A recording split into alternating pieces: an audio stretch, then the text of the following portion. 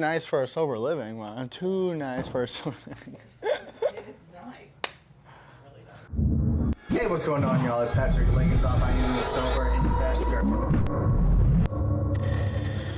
What are you working on? What do you got going on? People haven't heard from the Sober Investor in a blog sense in a minute. So Sober Investor, we're working on obviously different types of housing to be able to help even more people.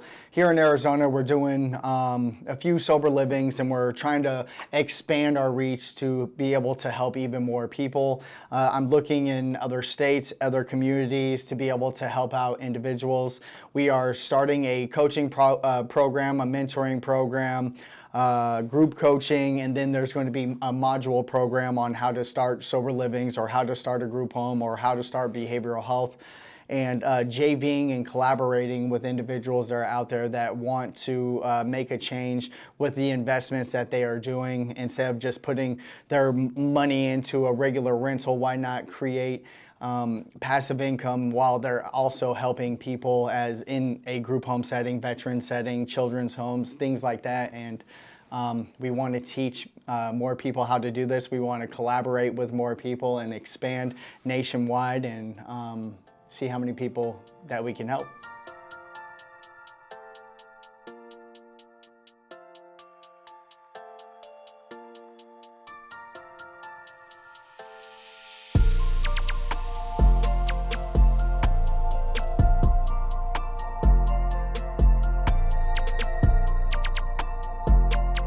Hey, what's going on, guys? My name is Patrick Langenzoff. I am the Sober Investor. Today, we have an inspection coming to this property here. So we got here a little bit early to walk through the property to make sure everything is perfect for that inspector that comes through. So let me walk you through the house on like kind of what I look for.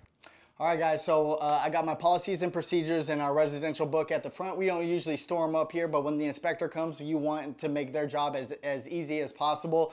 So we'll have the policies and procedures, the resident book. We're going to have the employee files, manager files. We're going to have our first aid kit. We're going to lay out everything for them right there in a pretty package.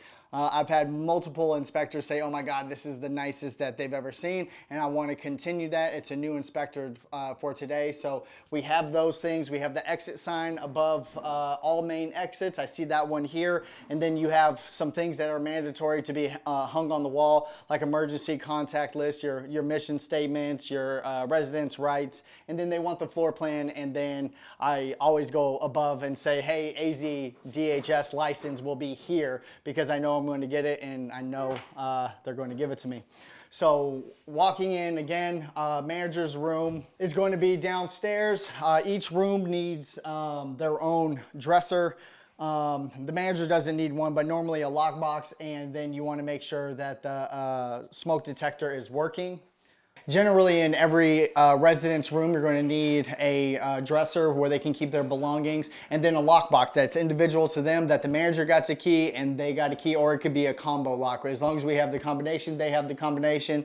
In every room, you need two ingress and egress, meaning you have two ways in and two ways out, and there is a window in here. You have to make sure all windows slide closed and open, because they will check all of those and make sure there's two ways out. And then a smoke detector is supposed to be 3 feet away from ceiling fans and 3 feet away from any air duct. So let's see if it works. Ooh, so far money. So this is going to be the manager's room, and I'll walk you through over to the kitchen. All right, guys, we are in the kitchen. So what they look for in the kitchen, that make sure all appliances are working correctly, that they're not dirty, that there's no film. Also, GFIs are big. Any 6 feet within any running water has to be GFI, and that is a protected socket that can turn on and off in case something does get wet. So in this one right now, check to see if the oven looks in good order. Make sure things are not greasy. They're going to check. Make sure this thing still works. Too bad I don't know how to use this one. Time cook 2:0 start. That works. Looks like the burners are working. Over here, it looks like all of these. Just to make sure, guys, you want to make sure that these are. Sometimes the sockets are not all on the same one. So what I like to do is find something that turns, you can plug in, see if it turns on. Oh, maybe it's not. Okay, so now we see that it turned on.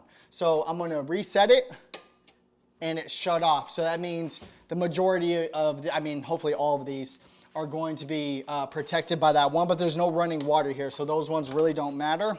But then we go over here, and we need to see if these ones, since it's within 6 feet of running water, and I don't see anything GFI protected, maybe it's going to be behind that refrigerator, maybe it's behind this one. And winner chicken dinner. So there is one back here. So this is on. I'm going to go ahead and hit reset. And it shut off. Boom! Winner chicken dinner. So all of these are going to be connected to this GFI. I'm going to go ahead and leave that kind of cracked for when the inspector comes. So there we go. So all of the sockets within 6 feet of running water are all GFI protected, which is good. Again, all appliances, you want to make sure that the refrigerators are beautiful, clean. Nobody's living in this one yet, y'all, so everything should be in pristine order. Actually, on my last inspection, I am a perfectionist and I usually pass every single inspection that I do. I got hit on 2 things on my last one, and it's because I forgot to open up the dishwasher. Boom, looks good.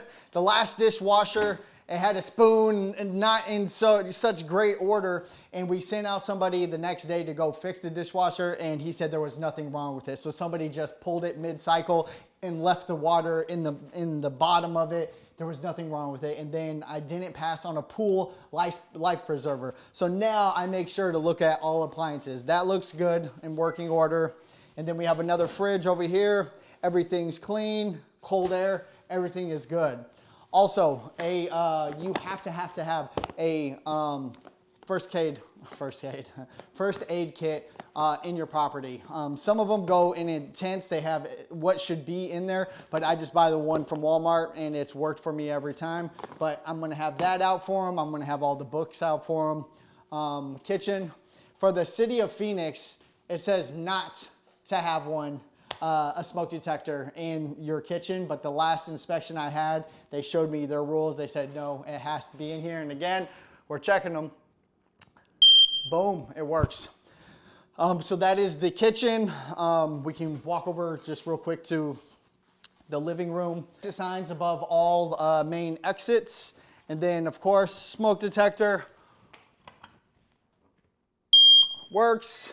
And you have to have a fire extinguisher close to the kitchen, and it's right here. So it's for all downstairs. I like to have the fire extinguisher sign, and then we have, they are professionally inspected and tagged. So that one's good for another year, but you wanna make sure you look at your fire extinguishers, make sure that they're still good, make sure that they don't need an inspection and are tagged. So yeah, let's go upstairs.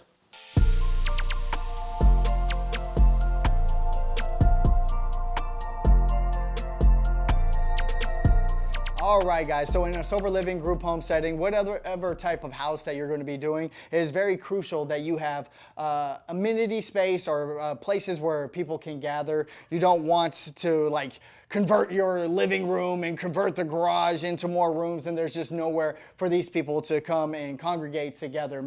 I like providing a mastermind of sorts of people that are like-minded, that are after a common goal, and that is to get sober and to move on to the next step in life. So up here is another living room for our residents to come get together and watch TV. I don't like TVs in their rooms because then there's going to be a recluse and there's going to be stuck in their room all day. So I only like putting TVs in the common areas, so it makes people come out, talk with one another, and get to know each other.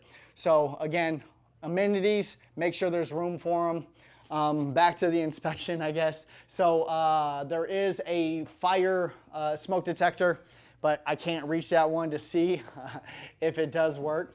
There is a a fire extinguisher. I like putting in, if it's 2 stories or 3 stories, however many stories you have, I like to have a fire extinguisher on each story, and then also a fire escape plan on multiple levels. Sometimes I put them outside every single door, but on this one we just have it right here, fire extinguisher, and then we can go to the next room.